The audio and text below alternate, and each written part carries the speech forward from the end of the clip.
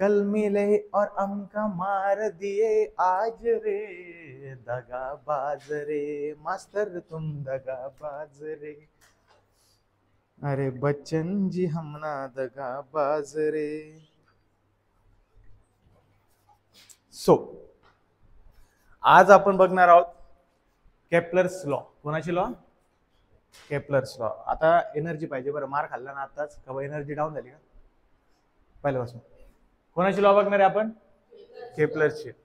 तर आजच्या केपलर्स लॉला बघण्याचं सगळ्यात मेन इंटेन्शन असं की मी तुम्हाला दोन गोष्टी क्लिअर करून देतो. हा लॉ बेसिकली तुम्हाला काय सांगतो? Planetary motion. प्लॅनेटरी मोशन म्हणजे की प्लॅनेट कशी रिव्हॉल्व करतात, प्लॅनेट कसे सूर्याच्या अवतीभोवती त्यांची चक्कर कंप्लीट करतात, किती दिवसात कंप्लीट करतात, हा लॉ ते सांगतो. आता ह्या लॉच्या रिगार्डिंग काही इन्फॉर्मेशन आहे जी की तुमच्या टेक्स्टबुक मध्ये नाहीये आणि ती काही अभ्यासाची इन्फॉर्मेशन आहे म्हणून ती नंतर सांगू. पण सुरुवात कुठून? की हा लॉ दिला कोणी? Sir Johannes Kepler. कोणी दिला? Sir Johannes Kepler. आता ह्याच लॉला म्हणतात Kepler's law of planetary motion. Kepler's law of planetary motion म्हणजे केपलरचे लॉ कशावरती? प्लॅनेटरी मोशन्स वरती. कशावरती? प्लॅनेटरी मोशन्स वरती. आता त्याचे 3 लॉज आहेत. किती लॉ आहे? 3. किती लॉ आहे? 3. पहिला लॉ. पण लॉ समजण्याच्या आधी आपण एक कन्सेप्ट समजून घेऊ, इलिप्स. आता इलिप्स काय असतं? आईस्क्रीम खाल्लेली आहे, ट्राय करून खाल्लेलं आहे, खाल्ला असेल ना. हॅपी बर्थडेची कॅप बघितलेली कधी? हा, त्याच्या आईस्क्रीम असते, ते कोन असतो. तर त्या कोनला जेव्हा तुम्ही एक कट मारता, ज्यावेळेस त्याचा कट मारता आणि त्या कटला ज्यावेळेस तुम्ही ऑब्झर्व करता, तो कट तुम्हाला काही असा दिसतो, म्हणजे पिचकलेल्या सर्कल सारखा. बरोबर? तर ज्यावेळेस आपण काल सर्कल शिकलो, तर आपण सर्कलमध्ये किती सेंटर बघितले होते? सर्कलला किती सेंटर असतात? एकच असतो. बरोबर? पण इलिप्स मध्ये या इलिप्टिकल शेपला 2 सेंटर असतात. किती सेंटर असतात? 2. तर ह्या इलिप्टिकल सेंटर मध्ये आपण 2 सेंटर मेन्शन केलेले आहेत. एक आहे O1, एक आहे O2. बरोबर? आता त्याच्यामध्ये 2 ऍक्सिस आहेत. किती ऍक्सिस आहेत? 2. पहिली ऍक्सिस आहे ही छोटी आणि सेकंड ऍक्सिस आहे मोठी. तर जी मोठी ऍक्सिस आहे तिला नाव दिलं आपण मेजर ऍक्सिस आणि जी छोटी तिला नाव दिलं मायनर ऍक्सिस. आता लक्षात घ्या, सेंटर पासून सर्कमफरन्स पर्यंत किंवा आउटर बाउंड्री पर्यंत लाईनला काय म्हणतात? सेंटर टू सर्कमफरन्सच्या लाईनला काय म्हणतात? काय म्हणतात? रेडियस म्हणतात. काय म्हणतात? रेडियस. मग आता याच्यामध्ये मी 3 ठिकाणी पॉइंट डिस्क्राईब केलेले आहेत. एक पॉइंट ए, एक पॉइंट बी आणि एक पॉइंट सी. मग इलिप्टिकल शेपची प्रॉपर्टीज असते की जेव्हा त्याच्यावरती आपण रेडियस ड्रॉ करतो तर एका पर्टिक्युलर पॉइंट वरती किती रेडियस बनतील? 2 रेडियस बनतील. का? कारण 2 सेंटर आहे. इलिप्टिकल शेपला किती सेंटर आहेत? 2. म्हणून एका पर्टिक्युलर पॉइंट वरती किती सेंटर बनतील? 2 सेंटर बनतील. मग आता ज्या वेळेस मी एका पर्टिक्युलर पॉइंट वरती 2 सेंटर बनवतोय, म्हणजे O1 सेंटर पासून ए पर्यंत एक रेडियस बनली, O2 सेंटर पासून ए पर्यंत रेडियस बनली. मग ह्या दोन्ही सेंटरची किंवा या दोन्ही रेडियसची ज्या वेळेस मी ऍडिशन करतो, काय करतो? ऍडिशन. तर दुसऱ्या पॉइंट वरती बनणाऱ्या रेडियसच्या कॅल्क्युलेशनच्या बरोबर असते. म्हणजे आता OA1 ही झाली एक रेडियस एका पॉइंट वरती. एका पॉइंटची कन्सिडरेशन करा, बी आणि सी सोडून द्या. ए पॉइंट घेतला. बरोबर? आपल्याकडे कोणता पॉइंट आहे? फक्त आता ए पॉइंट आहे. बरोबर? सेंटर किती आहेत? 2. किती सेंटर आहे? 2. पहिला सेंटर कोणता आहे? O2. मग आता OA पासून एक रेडियस बनल, कारण की सेंटर पासून सर्कमफरन्स पर्यंत जाणाऱ्या लाईनला आपण काय नाव देतो? रेडियस. कन्सिडर करा OA आणि ए काय? सेंटर आहे, सॉरी रेडियस आहे, पहिली रेडियस. ठीक आहे, एका पॉइंट वरची पहिली रेडियस. O2 पासून एक ए पर्यंत रेडियस बनल. बरोबर आहे? यांचं कॅल्क्युलेशन केलं, जी काही एक्स अमाऊंट असेल, सपोज आता याची O1 ए ची किती आहे? 5 आहे. याची किती आहे? 7 आहे. किती झाले? 12. बरोबर? आता विसरून जा की आपल्याकडे ए पॉइंट होता. आपल्याकडे कोणता पॉइंट आहे? फक्त आता बी. आता बी पॉइंट वरती किती रेडियस बनतील? 2 रेडियस बनतील. बरोबर? OA बी O2 बी. मग आता या दोन्ही रेडियसचं कॅल्क्युलेशन करायचं. आता कन्सिडर करा OA आणि बी चं अंतर आहे सपोज 5 आणि O2 आणि बी चं अंतर आहे 7. किती आलं? 12. आलं 12. आता कन्सिडर करा की आपल्याकडे बी पॉइंट पण नाही, आपल्याकडे ए पॉइंट पण नाही. आपल्याकडे पॉइंट कोणता आहे? फक्त आता सी. रेडियस किती बनतील? रेडियस किती बनतील? दोन. पहिली, दुसरी O2C. मग आता कन्सिडर करा O1 चे डिस्टन्स किती आहे सी पर्यंत 6 आणि O2 चं किती आहे 6. किती आले 12. मिनिंग समजतोय? म्हणजे ज्या वेळेस तुम्ही एका पर्टिक्युलर पॉइंट वरती दोन रेडियस डिस्क्राइब करता, त्या रेडियसचं मेजरमेंट किंवा त्या लाईनचं मेजरमेंट दुसऱ्या पॉइंट वरती तयार करण्यात आलेल्या रेडियसच्या बरोबरीने असतं. कळतंय? मग आता कन्सिडर करा की जर का इथं O1 आणि A चं डिस्टन्स मे बी असतं 6 आणि O2 चं असतं 6, तर इथे किती आलं असतं 12 झालं असतं. म्हणजे अल्टिमेटली आपले डिस्टन्स किती यायला पाहिजे 12. सगळ्या पॉइंट वरती डिस्टन्स किती असणार आहे 12. समजतंय? सेमच पाहिजे सगळीकडे. आणि तीच इलिप्टिकलची प्रॉपर्टी आहे. इलिप्टिकल शेपची प्रॉपर्टी काय आहे की तयार करण्यात आलेली रेडियस प्रत्येक मेजरमेंट वरती कशी दाखवते, सेम क्वांटिटी दाखवते. समजतंय? कळालं इथपर्यंत व्यवस्थित? हा. आता रिकॉल करा. इलिप्टिकल शेप किती सेंटर असतात? 2 सेंटर असतात. एका पॉइंट वरती किती रेडियस बनतील? 2 रेडियस बनतील. आता मला एक गोष्ट सांगा, जर का प्रत्येक पॉइंट वरती आपण 2-2 रेडियस बनवल्या तर त्यांचं डिस्टन्स कसं असतं? सेम असतं.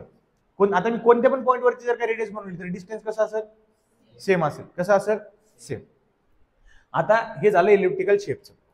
आता आपल्याकडे केप्लरचे लॉ. केप्लरचा पहिला लॉ आहे the orbit and planet is an ellipse with the sun at one of the फोकाय.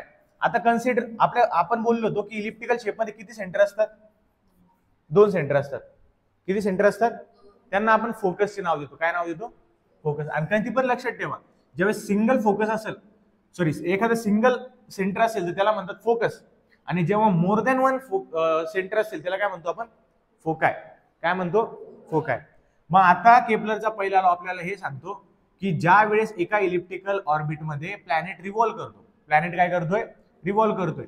Consider करा प्लॅनेट इथे, या सिच्युएशनला प्लॅनेट आहे. हा आहे सपोज प्लॅनेट ए. काय? Planet A. तर मग हा एक सेंटर झाला, हा एक फोकस झाला, म्हणजे 2 फोकस झाले. ठीक आहे. मग पॉइंट हा सांगतो the orbit of a planet is an ellipse with the sun. म्हणजे प्लॅनेट ज्या ऑर्बिट मध्ये रिव्हॉल्व करतोय तो कसा आहे? इलिप्टिकल आहे. कोणाच्या कन्सिडर मध्ये? सनच्या कन्सिडर मध्ये. At one of the foci. आणि जो सूर्य असणार आहे या दोन्ही फोकस पैकी कोणत्या तरी एका पॉइंट वरती प्रेझेंट असणार आहे. मग मे बी तो ए पॉइंट वरती प्रेझेंट असू शकतो आणि मे बी तो बी पॉइंट वरती किंवा बी फोकस वरती प्रेझेंट असू शकतो. कळतंय? मे बी तो कुठे प्रेझेंट असेल? ए फोकस वरती किंवा बी फोकस वरती. समजतंय? सिंपल आहे. काय law? The orbit of the planet is an ellipse with the sun. प्लॅनेटचा ऑर्बिट रिव्हॉल्विंग ऑर्बिट कसा असेल? इलिप्टिकल असेल at one of the foci. म्हणजे फोकाय काय यूज केला इथं? कारण की दोन्ही फोकस पैकी कुठल्या तरी एका फोकस वरती सन प्रेझेंट असेल. कळालं? लक्षात राहील? ठीक आहे. Next, the line joining to the planet and the sun sweeps equal area in equal interval of time. आता इथं इलिप्टिकल ऑर्बिटची प्रॉपर्टी मी समजून सांगितली की कुठली पण एका पॉइंट वरून किती रेडियस निघतील? 2 रेडियस निघतील. बरोबर. मग आता कन्सिडर करा की ए पॉइंट वरती सन आहे. बरोबर. इथे काय?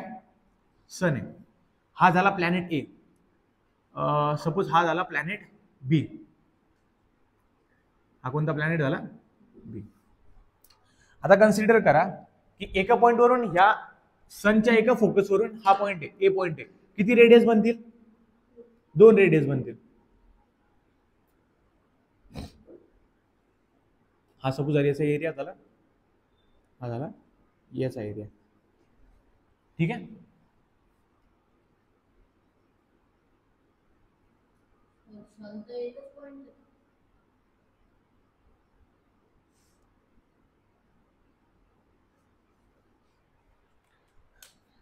आपण काय बोललेलो आहे की एका फोकस वरतून किती रेडियस बनतील?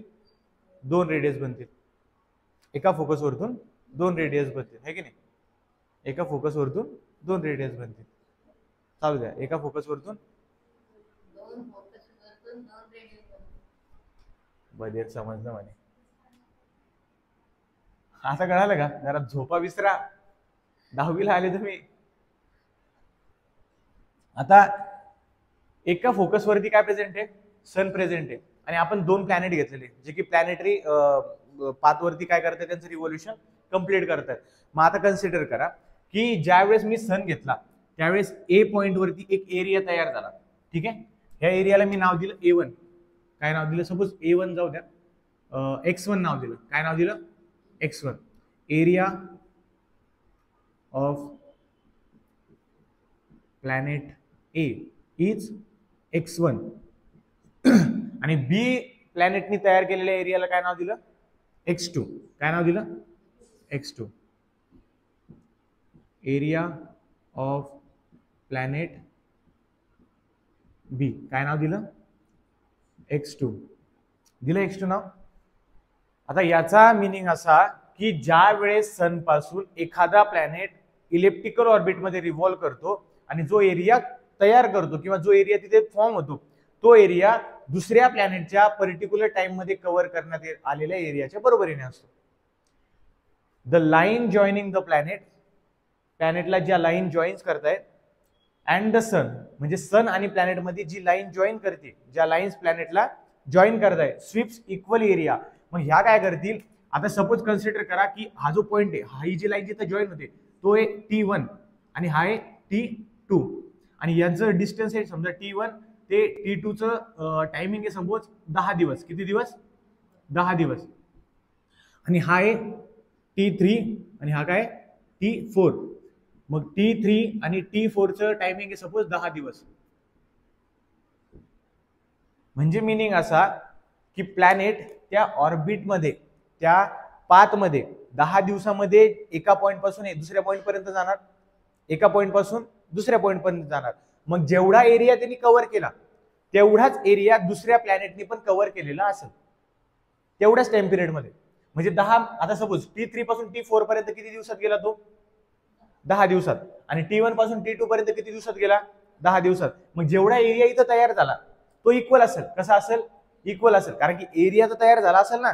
आता कन्सिडर करा हा एक इलिप्टिकल ऑर शेप आहे. आता ह्या इलिप्टिकल शेप मध्ये इथं एक सन आहे, इथं सन आहे, इथं प्लॅनेट ए, हा इथे सपोज पहिल्या दिवशी इथं होता आणि 10व्या दिवशी इथं गेला. मग इतका एरिया यांनी कव्हर केला कव्हर. आता याला नाव दिलं आपण A1. आणि कन्सिडर करा की दुसरा प्लॅनेट आहे तो इथं होता पहिल्या दिवशी आणि 10व्या दिवशी तो इथं गेला. मग एवढा एरिया एका प्लॅनेटने कव्हर केला. म्हणजे हा A1 आणि A2 कसा असेल, सेम असेल. म्हणजे दोन्ही प्लॅनेटचा एरिया कसा असेल, सेम असेल. समजतंय, कॉम्प्लिकेटेड होतंय जास्त. ठीक. नेक्स्ट थर्ड लॉ आपल्याला सांगतो the square of its period, the square of its period of revolution around the sun is directly proportional to the cube of the mean distance of the planet from the sun. आता कसं, planet कोणत्या orbit मध्ये revolve करतात सनच्या अवतीभोवती, कोणत्या orbit मध्ये, elliptical orbit मध्ये.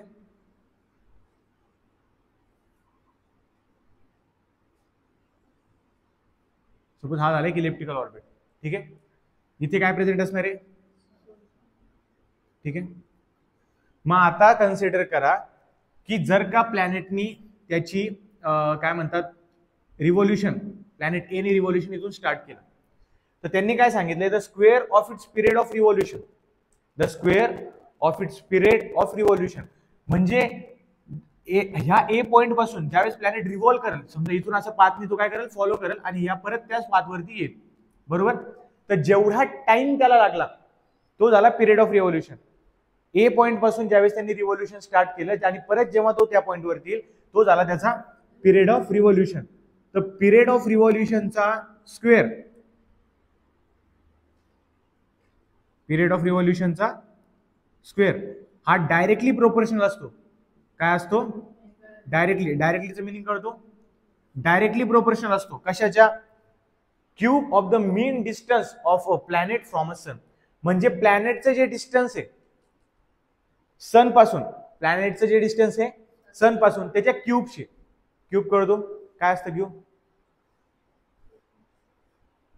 काय असतं, इथून सुरुवात आहे काय, हा काय, हा काय, हा काय, मग पॉवर 3 काय म्हणतात, क्यूब म्हणतात. म्हणजे R क्यूबशी. लॉ काय सांगतो की ज्या वेळेस एखादा प्लॅनेट एखाद्या पॉइंट पासून त्याची जर्नी स्टार्ट करतो रिव्हॉल्युशनची, तर जेवढा तो रिव्हॉल्युशनचा टाइम घेणार आहे त्याचा स्क्वेअर हा डायरेक्टली प्रोपोर्शनल असतो मीन डिस्टन्स. मीन डिस्टन्स म्हणजे काय की त्या सन पासून त्या प्लॅनेटचं येणारं अंतर त्याच्या मीन डिस्टन्सचा क्यूब याच्याशी तो डायरेक्टली प्रोपोर्शनल असतो. आता जो पिरियड ऑफ रिव्हॉल्युशनचा टाइम आहे तो डिनोट करतात टी स्क्वेअरनी. कशाने? टी. म्हणजे टी म्हणजे काय? Period of revolution is directly proportional to the R cube. समजलं इथपर्यंत? Mean distance from planet from the sun. कुठे गेलं डस्टर? म्हणजे आपल्याकडे इक्वेशन काय बनतं?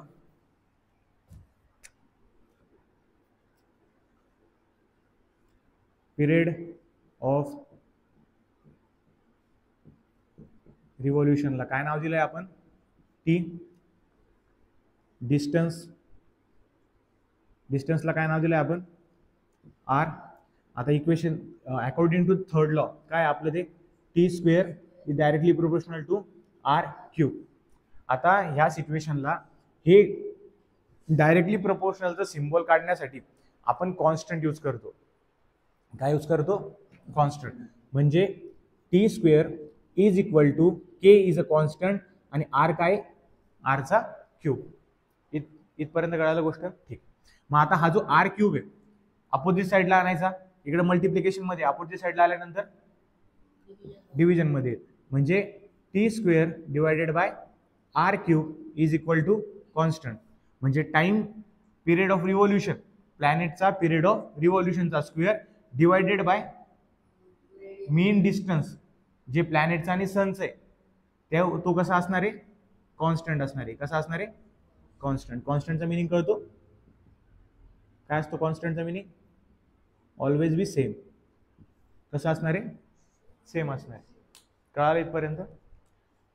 पहिल्यापासून केपलरचा पहिला लॉ काय आहे? The orbit of the planet is an ellipse with the sun at one of the foci. म्हणजे प्लॅनेट कसा असेल? ऑर्बिट. कोणत्या ऑर्बिटमध्ये असेल? इलिप्टिकल ऑर्बिटमध्ये असेल. आणि इलिप्टिकल ऑर्बिटला किती फोकस असतात? 2 फोकस असतात. मग कुठल्या तरी एका फोकसवरती काय असेल? सन प्रेझेंट असेल. Next, the line joining to the planet and sun sweeps equal areas in equal interval of time. म्हणजे एका पर्टिक्युलर टाइम मध्ये प्लॅनेट ए जेवढा एरिया कव्हर करतोय सनशी regarding, planet B particular time मध्ये तेवढाच एरिया काय करत? कव्हर करत. Third, the square of its period of revolution.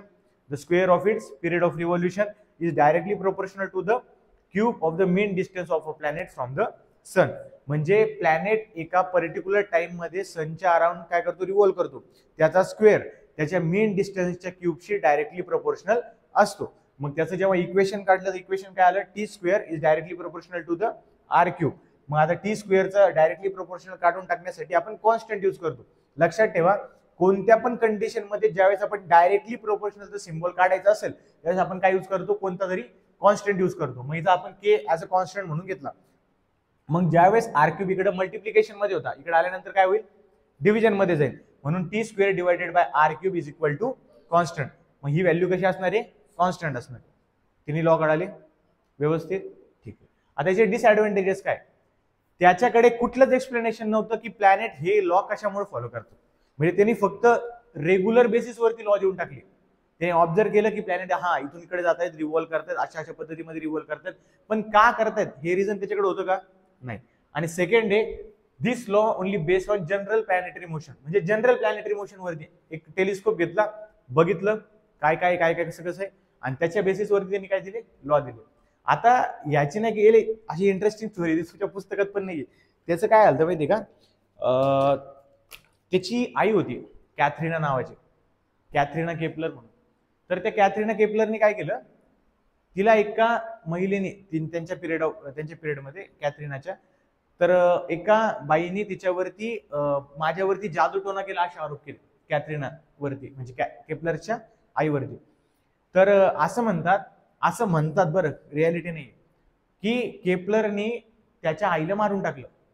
का मारून टाकलं? कारण की केपलरची आई जादूटोना नव्हती करत. केपलरची आई खगोलशास्त्रज्ञ होती. तिच्याकडे असं हे होतं, काय म्हणतात त्याला, नॉलेज होतं की प्लॅनेटरी मोशन बद्दल. आणि तेच प्लॅनेटरी मोशनचं काय म्हणतात नॉलेज गेन करण्यासाठी केपलरने काय केलं? त्याच्या आईला मारून टाकलं. असं थिअरीज आहे, पण असं खरं नाहीये.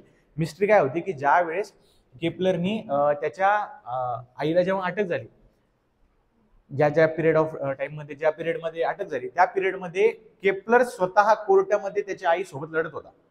म्हणजे त्याच्या आईचा वकील केपलर होता आणि त्याच्या आईची बाजू केपलरनी कोर्टासोबत मांडली. समजते. आणि तेव्हा त्याच्या आईला सुटली. त्याची आई त्या जेलमधून सुटली. पण काहीतरी 17 का 18 महिने त्याची आई जेलमध्येच होती आणि त्या पिरियडमध्ये त्याची आई खूप खालावली म्हणून त्यांची डेथ झाली. म्हणजे त्यांना ते वातावरण सहन नाही झालं जेलचं. सो अशी स्टोरी आहे. इंटरेस्टिंग स्टोरी ह्याची. आणि कधी वाचण्यात आली तर वाचा. म्हणजे बऱ्यापैकी पिक्चर तयार झाला पाहिजे याच्यावरती असं मला वाटतं. पण नको कशाला सुन्न करणं आहे की नाही असं. सो समजलं इथपर्यंत? काही अडचणी लिहून घ्या.